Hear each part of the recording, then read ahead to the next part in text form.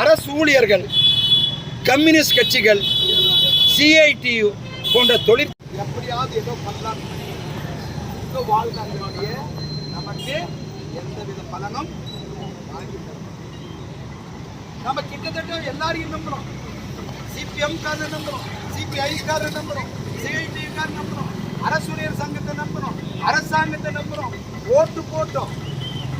கடைசியில கிடைச்சதெல்லாம் நமக்கு ஒரு தெளிவு.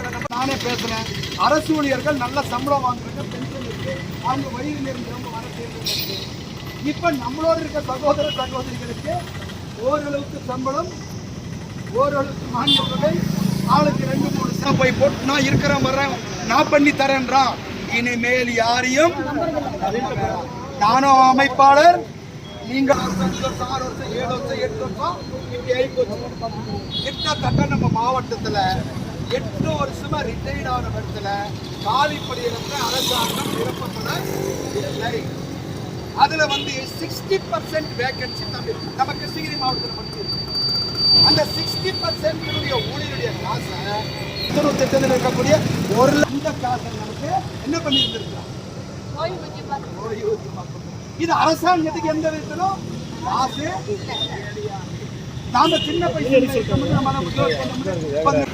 ஒரு ஜியோ போட்டாங்க. அந்த ஜியோ என்ன கொடுக்குறாங்க? சென்ட்ரல் கவர்மெண்ட் கொடுத்துட்டு இருக்கா.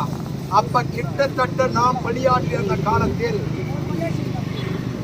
கொள்ளை அடிக்கப்பட்டிருக்கிறது. அரசாங்கங்கள் மாறி மாறி இருந்தன, கொள்ளை அடிக்கப்பட்டிருக்கிறது. அந்த காசை நமக்கு ஓய்வூதியமாக வாங்கிட்டு இருந்தோம்.